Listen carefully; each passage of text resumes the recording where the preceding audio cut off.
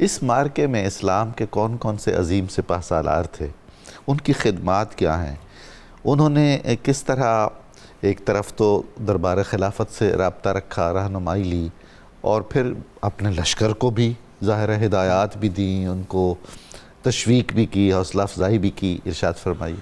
بسم اللہ الرحمن الرحیم والصلاة والسلام علی سید الانبیاء والمرسلین.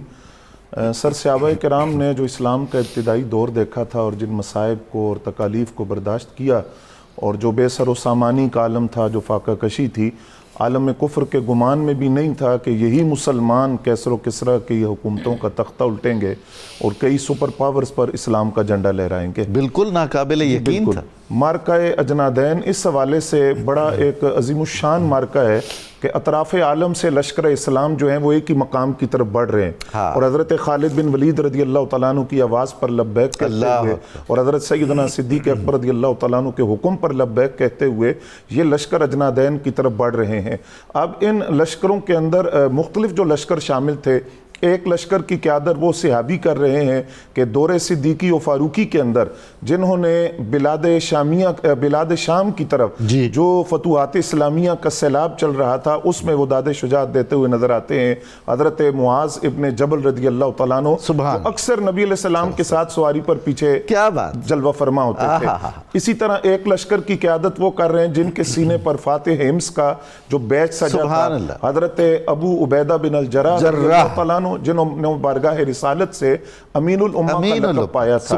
اور ایک لشکر کی قیادت وہ کر رہے ہیں جو فاتح مصر کا تاج اپنے سر پر سجاتے ہیں، حضرت عمرو بن عاص رضی اللہ تعالیٰ عنہ، وہ بھی اپنے لشکر کو لے کر اجنادین کی طرف بڑھ رہے ہیں. اسی طرح دیگر صحابہ کرام جو مختلف محاذوں پر موجود تھے، جب خط ملتا ہے تو وہ سارے اجنادین میں اکٹھے ہوتے ہیں. حضرت خالد بن ولید رضی اللہ تعالیٰ عنہ جو اس لشکر کی کمان سنبھالے ہوئے ہیں، سیف اللہ کا لقب آپ کو ملا تھا، اور آپ وہ صحابی ہیں کہ جنہوں نے دنیا سے جاتے ہوئے بتایا کہ 100 جنگیں میں نے لڑی ہیں، میرے جسم پر ایک بالش جگہ ایسی نہیں ہے کہ جہاں تیر کا یا نیزے کا یا تلوار کا زخم نہ ہو، لیکن میں شہادت کی موت نہیں ملی تو پیغام دے کر جا رہا ہوں کو بزدلوں کو کبھی میٹھی نیند نہ آئے. اگر جہاد میں جانے سے موت ہی آنی ہوتی تو خالد بن بستر پر فوت نہ ہوتے. اب یہ مارکہ اجنادین جس میں رومیوں کی ایک بہت بڑی تعداد مسلمانوں کے سامنے تھی، صف آرائی ہوئی تو حضرت خالد بن ولید رضی اللہ تعالیٰ عنہ اپنی سواری پر بیٹھ کر مجاہدین اسلام کے قریب آتے ہیں اور آپ ایک خطبہ ارشاد فرماتے ہیں. وہ ایسا خطبہ تھا جس سے تلواریں وہ نیام سے باہر آ گئی اور صحابہ کرام پیش قدمی کرنے کے لیے تیار ہو گئے، لیکن آپ نے فرمایا جب تک میں حکم نہ دوں آگے نہ بڑھنا. آپ نے خطبہ دیا، فرمایا اے مجاہدین اسلام، ایسا لشکر اس کے بعد تمہارے سامنے نہیں آئے گا. کیا بات! اتنی بڑی تعداد کے اندر. اور یاد رکھنا کہ آج اگر تم نے انہیں شکست دے دی تو اس کے بعد کبھی یہ تمہارے مقابلے میں نہیں آئیں گے. اور یہ بات بھی یاد رکھنا کہ یہاں کوئی قلعہ نہیں ہے جس میں جا کر تم پناہ لوگے، نہ کوئی غار ہے جس میں جا کر تم چھپ سکو گے. ایک ہی صورت ہے کہ آگے بڑھو اور ان دشمنان دین کا مقابلہ کرو. اور پھر آپ نے قرآن کی آیت پڑھی، اصبروا وصابروا ورابطوا. یہ وہ خطبہ تھا کہ جس سے صحابہ کرام کی تلواریں جو تھی وہ باہر نکل آئی. اس کے بعد آپ خواتین اسلام کے پاس آئے اور پھر ایک خطبہ آپ نے ان خواتین کو دیا.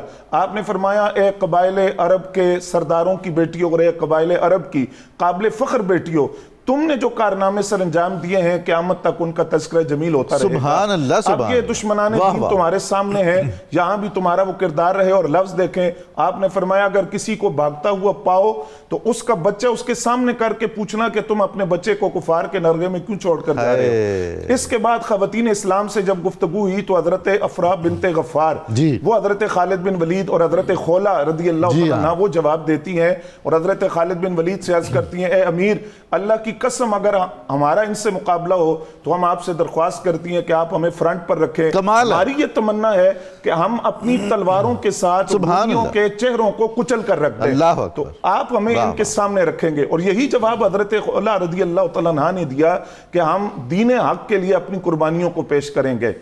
جس وقت رومیوں کا لشکر اپنے اسلحہ کی نمائش کرتا ہے اور اپنی کثرت کی نمائش کرتا ہے اور وہ نیزوں کو لہراتے ہیں تو حضرت معاذ ابن جبل کے وہ جو الفاظ ہیں وہ جسم کے اندر ایک عجیب کیفیت طاری کرتے ہیں. آپ نے فرمایا مجاہدین اسلام، جنت تیار ہے، دوزخ کے دروازے بند کر دیے گئے ہیں، رحمت کے فرشتے تمہارے قریب آ چکے ہیں، اوران بہشت بناؤ سنگار کے بعد تمہارے انتظار میں ہے، تمہیں دائمی زندگی مبارک ہو. اور اس کے بعد حضرت معاذ ابن جبل قرآن کی آیت پڑھتے ہیں ان اللہ اشتری من المؤمنین انفسهم واموالهم بان لهم الجنہ. اللہ اکبر. اور جنگ کے آغاز سے قبل ایک پادری جس وقت رومی سردار کی طرف سے حضرت خالد بن ولید کے پاس پیغام لے کر آتا ہے کہ یہ کپڑوں کے جوڑے ہیں، یہ دینار ہیں، آپ کے لیے بھیجے گئے سپاہیوں کے لیے اور خلیفہ وقت حضرت سیدنا صدیق اکبر رضی اللہ تعالیٰ عنہ کے لیے، لہذا آپ یہ لے لیں اور واپس چلے جائیں اور اپنا لشکر دیکھیں اور ہمارا لشکر دیکھیں. تو حضرت خالد بن ولید رضی اللہ تعالیٰ عنہ نے فرمایا جہاں تک لشکر کا مسئلہ ہے اللہ کی مدد ہمارے ساتھ ہے، اور اللہ نے اپنے نبی کی زبان سے نصرت اور امداد کے جو سچے وعدے ہمارے ساتھ کیے ہیں اور انہیں قرآن میں نازل کیا ہے، تو تم دیکھو گے کہ وہ وعدے آج پورے ہوں گے اور اللہ کریم مجاہدین اسلام کی مدد فرمائے گا.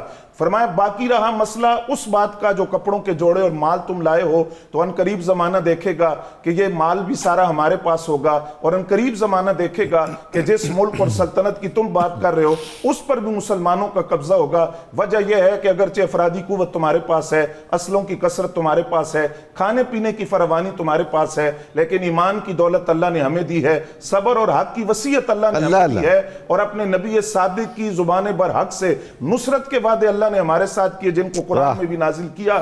تو تم یہ بات دیکھو گے کہ انشاءاللہ وہ جو روم کی فتح کی بشارت نبی علیہ السلام نے ہمیں دی تھی، آج یہ مجاہدین اسلام جو اطراف عالم سے کٹے ہوئے، یہ آج اس سپر پاور پر اسلام کا جھنڈا لہرا کر جائیں گے. سبحان اللہ، سبحان اللہ.